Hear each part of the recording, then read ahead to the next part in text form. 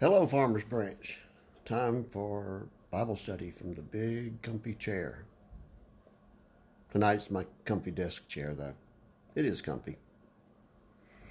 We are continuing our study of the amazing prophecy of Daniel. And for this, I'm going to have to get my glasses out of my pocket. I'm sorry. Okay, I'll be able to see now. The amazing prophecy of Daniel.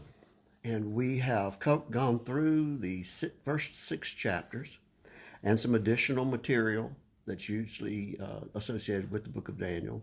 The story of Daniel, Bel, and the snake, and the story of Susanna. And this completes the historical portions of the book of Daniel. And we get to talk about now the futuristic prophecies included in the book of Daniel.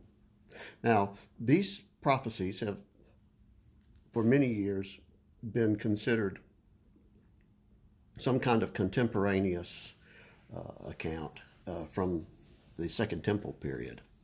But, as we studied earlier, we find that these writings are contained at least 100 to 150 years prior to the events that they've been considered contemporaneous, because contemporaneous too, making them a future prophecy in any case. Whether they believe Daniel wrote it or not, it was written before the events described. We know that now.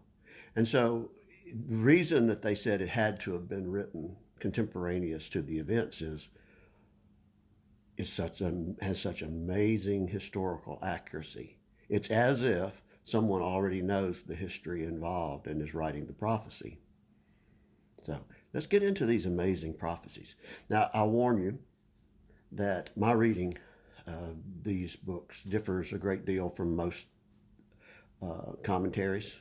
There are some things that will coincide really quite well. There are others that are a bit unique. I will be taking material on the subjects of this prophecy from a number of sources.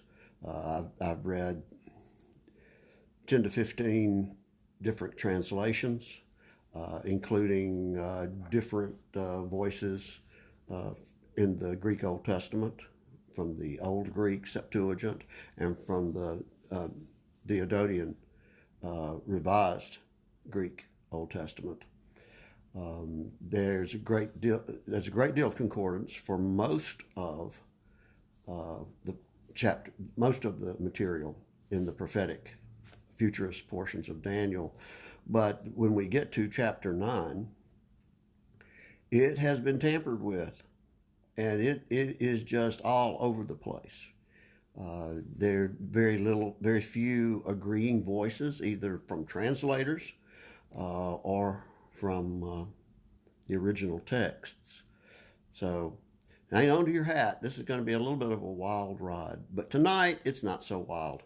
As a matter of fact, there'll be some interesting material from an apocryphal book referred to as Second Esdras in most canons or deuterocanons. And it expands on this prophecy of Daniel. In fact, Ezra is given a vision of the fourth beast and some of the interactions of the fourth beast in the 7th chapter. We'll see these beasts emerge from the sea. And it gives its fate and pairs that fourth beast with the coming of the Anointed One, the Son of God. So, like I said, hang on to your hats. We're going to get a perspective on this. Now, one of the things that's going to be important to our perspective in these futurist prophecies of Daniel, we're going to find that all of these prophecies in Daniel have already been fulfilled. Now, I'm not generally a preterist, That means someone who thinks all the prophecy of Scripture has been fulfilled in our past and nothing is left to fulfill. I don't believe that at all. In fact, we'll see that Daniel's perspective and Ezra's perspective on what constitutes an end time is different. And the scope of Ezra's vision versus the vision of Daniel is going to be all the way forward to an end time that is represented by the judgment. Now, Daniel's end time and the scope of his futurist prophecy is 77s that are allotted to his people that we'll find in the 9th chapter. So the period of time that Daniel is prophesying toward is about 490 years from the word to rebuild Jerusalem issued by Cyrus. Now, it's still very important prophecy for us because we will see a proper understanding of Daniel's visions unlocks a lot of the book of Revelation, the Apocalypse for us. And there's a great number of references in there. So, and we will see that beginning here in the 7th chapter, and it takes us to the 13th chapter of Revelation. So we'll be going, if you want to get your Bible app open, we'll be going to the Common English Bible for 2nd Esdras.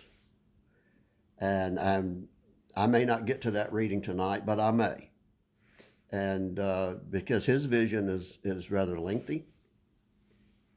And it concerns the 4th beast that emerges from the sea here in chapter 7 of Daniel. So let's go to Daniel. I'll have to change versions. For Daniel, I am going to be using the New International Version. I could go directly from the old Greek texts of the Septuagint because Daniel is extant, or it exists in the world as complete in Daniel. And the portions of Daniel that we have just covered and the first number of verses of Daniel were written originally in Aramaic or the Babylonian language.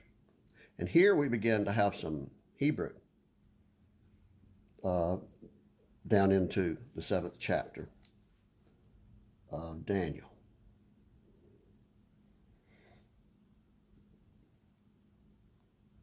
There we go. In the first year of Belshazzar, king of Babylon, Daniel had a dream, and visions passed through his mind as he was lying in bed. He wrote down the substance of his dream. Daniel said, "In my vision at night I looked, and there before me were the 4 winds of heaven churning up the great sea." Now, the great sea imagery that follows this all the way to chapter 13 in the Revelation means the nations of the world. It's not the land of the people of God. It refers always to some influence or some nation from the nations of the world, from the Gentile nations. Now we'll see that change a little bit in Revelation, because as this imagery evolves in sacred literature, it begins to represent just generally chaos or a secular mindset that is not directed toward the God of Israel. And so this is the sea of chaos. This is the sea of the nations that don't worship the God of Israel. And vision goes like this. So, in my vision at night I looked, and there before me were the 4 winds of heaven churning up the great sea. 4 great beasts, each different from the others, came up out of the sea. And that's where the beast emerges from the sea in chapter 13 of the Revelation. The first was like a lioness, and it had the wings of an eagle. I watched until its wings were torn off, and it was lifted from the ground so that it stood on 2 feet like a human being, and the mind of a human was given to it. Now, if you remember earlier in Daniel, when it tells the story of Nebuchadnezzar's humiliation, his humbling before God, it ends with him regaining the mind of a man. And it's the same words that are used here. And we find that this description of the first beast is a description of the Babylonian Empire and its ruler. So each of these beasts will represent a nation under which Judah has been held captive.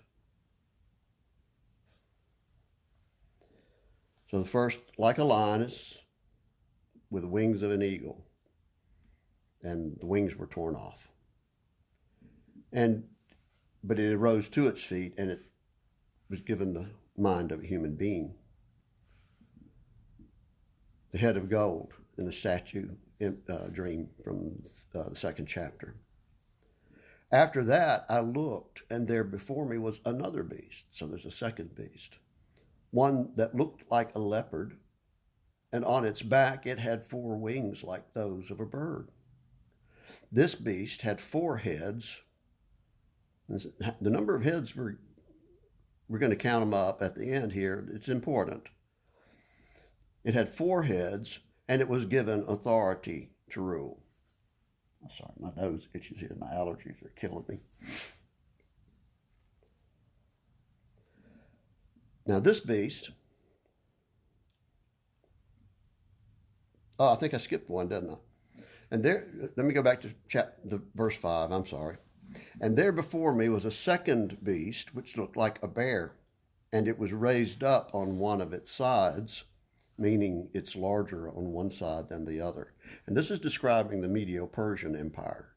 And Persia was by far the larger of the nations, but the Medes were important, and a lot of the kings of the empire came from Media. So this bear is asymmetric. It's larger on one side than the other, and it had 3 ribs in its mouth between its teeth. It was told, "Get up and eat your fill of flesh." After that I looked, and there before me was another beast, one that looked like a leopard, and on its back it had 4 wings like those of a bird. This beast had 4 heads, and it was given authority to rule. Now this is describing the Grecian Empire post Alexander the Great. You remember in the Revelation, in the story, the 4 angels are unleashed from the river Euphrates, which is where Alexander the Great died. And his kingdom was assumed by his generals. He left no instructions. Matter of fact, the ominous words on his deathbed when they ask him, "Who will rule when you're gone? Which one of your generals here will rule?" He only said before he died, "The one who is worthy." And so there was a great deal of conflict. And what emerged from that were 4 kings that divided Alexander's empire between them. And there were 2 of these kingdoms that were very important and that essentially held Judah captive, Israel captive. And those was the Seleucid Empire and the Ptolemaic Empire.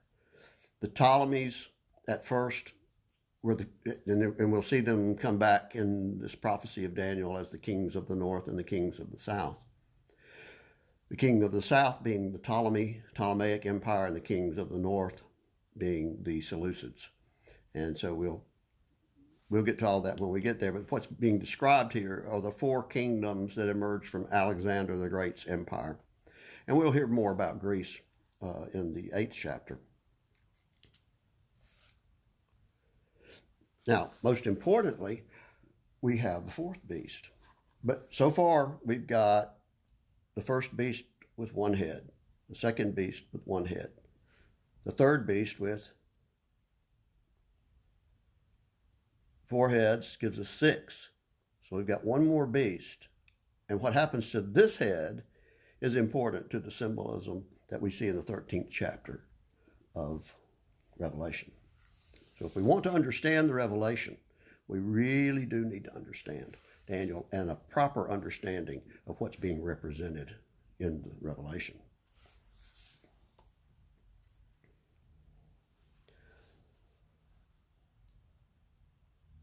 And after that, in my vision at night, I looked, and there before me was a 4th beast, terrifying and frightening and very powerful. It had large iron teeth. It crushed and devoured its victims and trampled underfoot whatever was left. It was different from all the former beasts, and it had 10 horns. Now we'll see the beast in the 13th that emerges from the sea in the 13th chapter of Revelation, and we'll see that it has 7 heads. It has features of all 4 of the beasts here in Daniel 7. And it has 7 heads, which is how many heads there are between these. Now we're going to find what happens to this 4th beast, and it explains why the beast in Revelation 13 with 7 heads, why one of its heads appears to have had a deadly wound. But lives. Now, that's not some future Antichrist getting shot in the head and miraculously recovering like you've seen in the movies or on TV. No, but there's a good reason why that 7th head is represented in chapter 13 having had a deadly wound, because this 4th beast, we're going to find out what happens to it.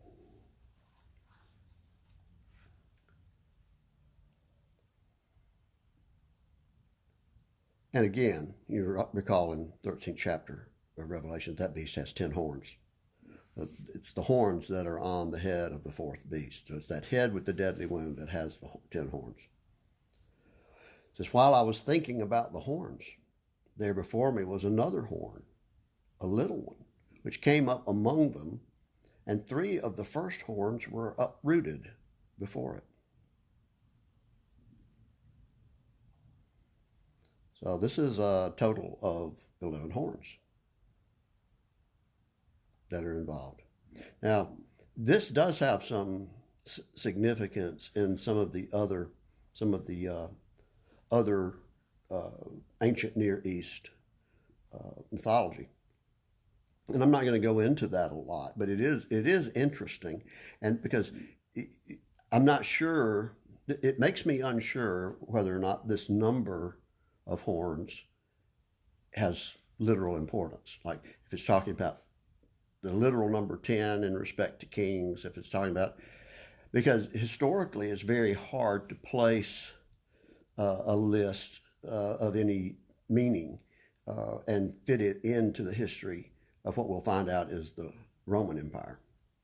But if we take it symbolically, then there's really some very interesting ancient Near East references concerning a beast with a total of 11 horns. Its significance here is not clear to me yet. I hope by the time we finish the study of this, which will probably be next week, that I will have clarified to my own satisfaction what the significance of 11 horns is. But we do have some interesting things, though, to learn about that little horn that displaces 3, the 11th horn. It said this horn had eyes like the eyes of a human being and a mouth that spoke boastfully. Now we do know that the Roman emperors declared themselves gods. It's a feature that we'll see in Daniel's prophecy that concerns Antiochus Epiphanes, or Antiochus IV, from the Seleucid Empire. But that's not what this is talking about. And people that take words from this chapter and add them to words in subsequent chapters, and then move them forward to New Testament scripture, to jumble them all up and claim that it describes some secular antichrist that remains in our future, are really off base, because these are talking about different things. And even when we see times, and half a time, and that type of language, 3.5 years, and that type of language, it doesn't all fit together. It's talking, there are different periods being described, each of which were constituted by 3.5 years. And so you can't just say because there are 3.5 years here or there, that's all talking about the same events, because this is something that's repeated throughout the history described by prophecy in Scripture.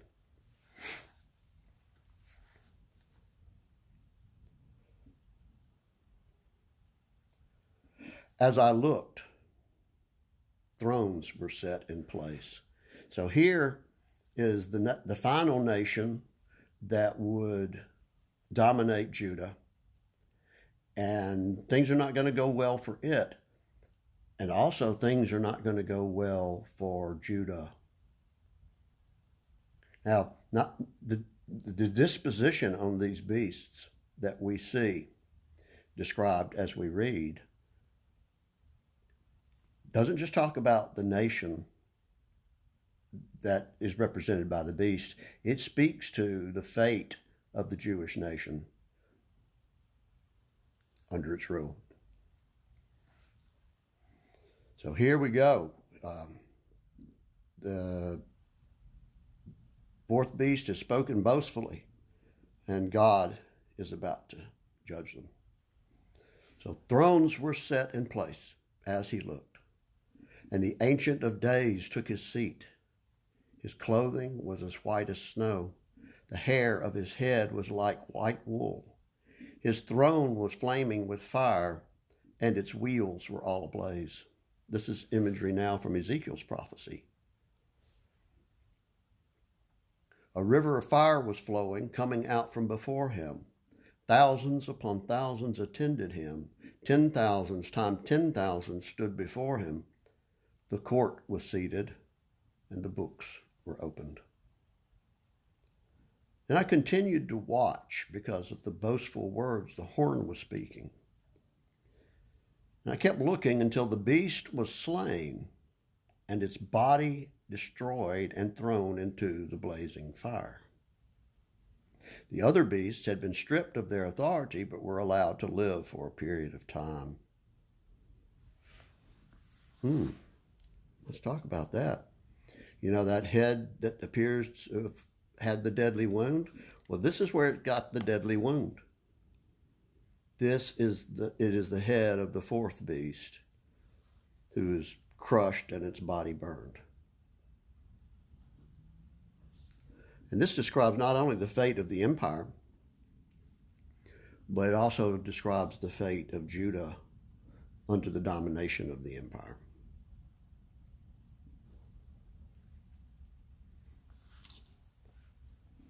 And in my vision at night, I looked, and there before me was one like a son of man, coming with the clouds of heaven.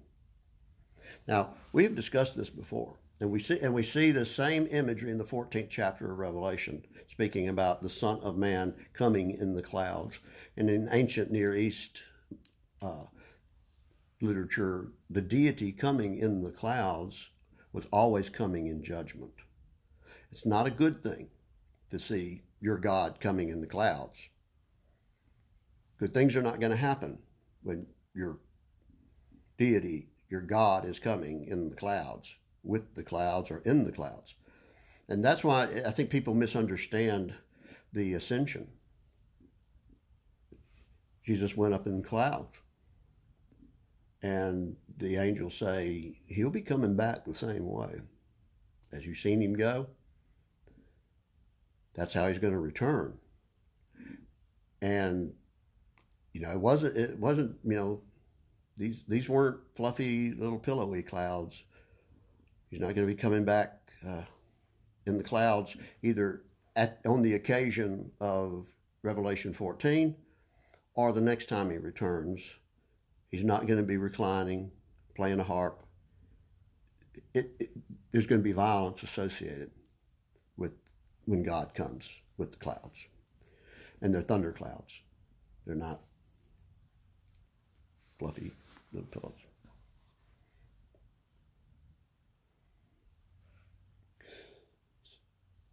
Oh, and this term, Son of Man.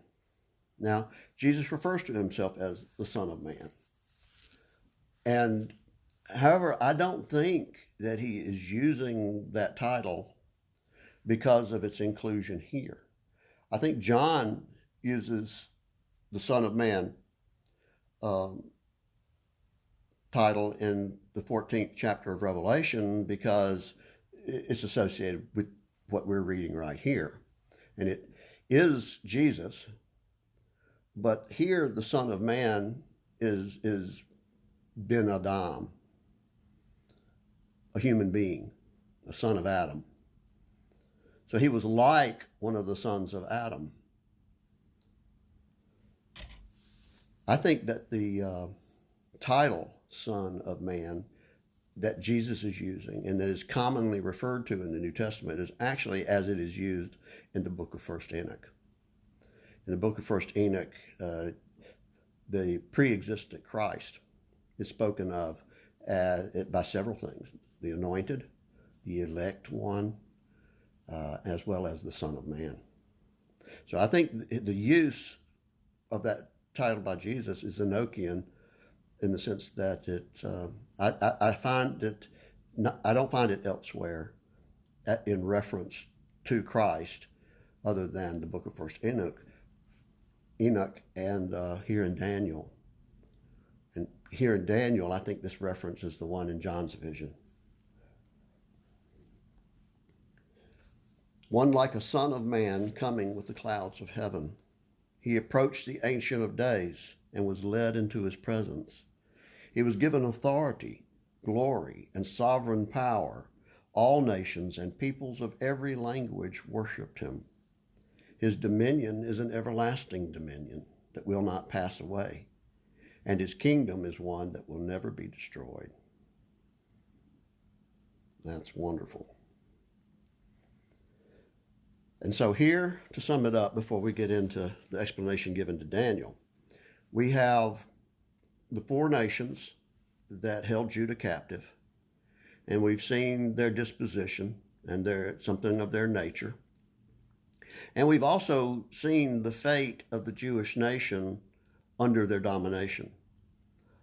The Jewish nation survived its captivity and domination by Babylon. It survived and thrived, in fact, in the domination by Medes and the Persians. Under Greece, it was shaky.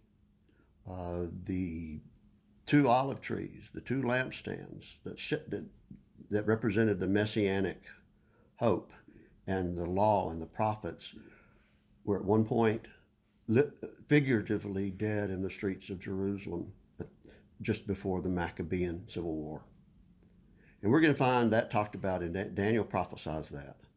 And the Revelation describes it in apocalyptic terms. We're not looking for 2 witnesses with literal fire coming out of their mouths for some vision of end times that's been popularized. We're going to read about where these stories come from.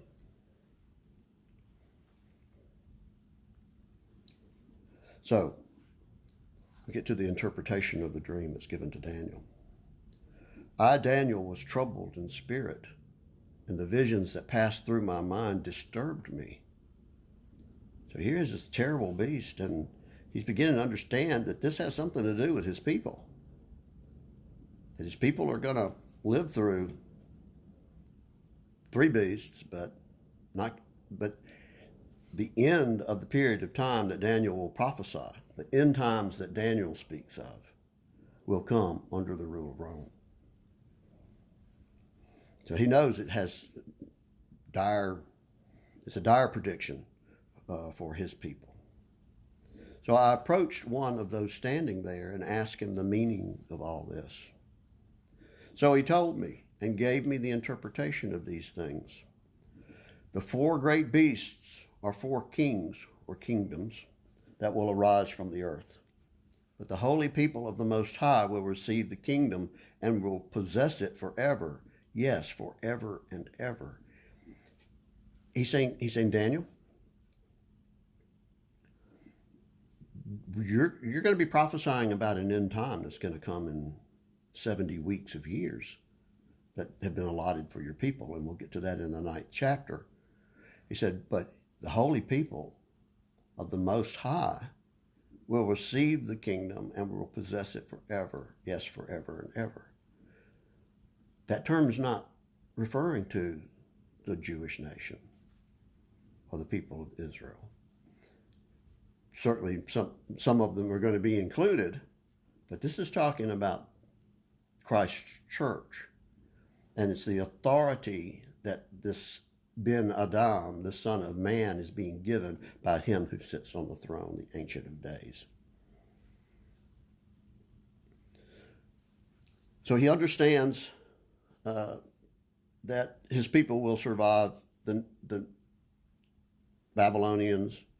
He'll find out that the Medes, and they've survived the Babylonians, and they will survive the next two kings.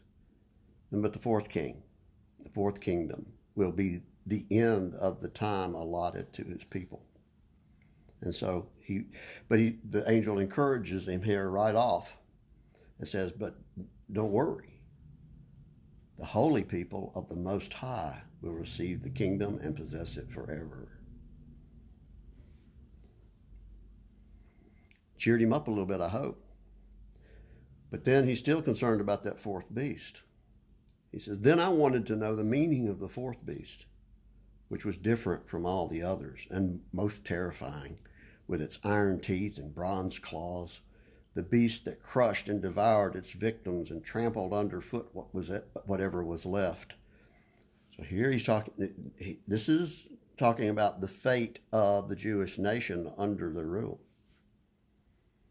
And this is how it happened at the end. In the end times that Daniel is talking about, we'll get to the nature of the Jewish rebellion that begins in 66 AD and goes all the way to 135 AD, and the terrible, terrible times for the Jewish people that they represented. And this is a pretty good description of what happened to Judah after rejecting their God. So I also wanted to know about the 10 horns on its head and about the other horn that came up, before which 3 of them fell. The horn that looked more imposing than the others and that had eyes and a mouth that spoke boastfully. As I watched, this horn was waging war against the holy people and defeating them, until the Ancient of Days came and pronounced judgment in favor of the holy people of the Most High, and the time came when they possessed the kingdom. You know, the Romans persecuted the Christians terribly. Jewish leaders persecuted the Christians terribly. But that there was a time when the Roman Empire became the Christian Holy Roman Empire. And the people of the Most High assumed that kingdom. But that's not the end of our kingdom, because it goes on forever. He gave me this explanation. The fourth beast is a fourth kingdom that will appear on earth. It will be different from all the other kingdoms and will devour the whole earth, or the whole land. Speaking of the land of Israel, this is the Aramaic equivalent of the Hebrew Eretz, which can be the land most commonly. So not the whole earth, but will devour the whole land, trampling it down and crushing it. The 10 horns are the 10 kings who will come from this kingdom. After them, another king will arise, different from the earlier ones. He will subdue 3 kings. He will speak against the Most High and oppress his holy people and try to change the set times and the laws. The holy people will be delivered into his hands for a time, times, and half a time. Now we understand that the false Messiah Bar Kokhba, as we learned in our study of the Revelation, he is also associated with a time, times, and half a time. And that's how long he led Judah in that final push of revolt against Rome. This is talking about something else. And I'm not exactly sure what. But that's what Daniel's prophecy is saying. And we're going to get a little more insight into Daniel's prophecy from 2nd Esdras. It says, so the holy people will be delivered into his hand for a time, times, and half a time. But the court will sit, and his power will be taken away and completely destroyed forever. Then the sovereignty, power, and the greatness of all the kingdoms under heaven will be handed over to the holy people of the Most High. His kingdom will be an everlasting kingdom, and all rulers will worship and obey him. This is the end of the matter. I, Daniel, was deeply troubled by my thoughts, and my face turned pale, but I kept the matter to myself. Now here it ends on a note that's very troubling to Daniel. He knows that the entire land of his people is going to be destroyed by the fourth kingdom that dominates them. He should be encouraged, and as should we, that the holy people of the Most High, Israel of faith, both Israel and those of us that are grafted in as Gentiles, have been given the kingdom. And the kingdom was given to us when Christ gave it to us before he left his earthly walk. We need to assume that kingdom.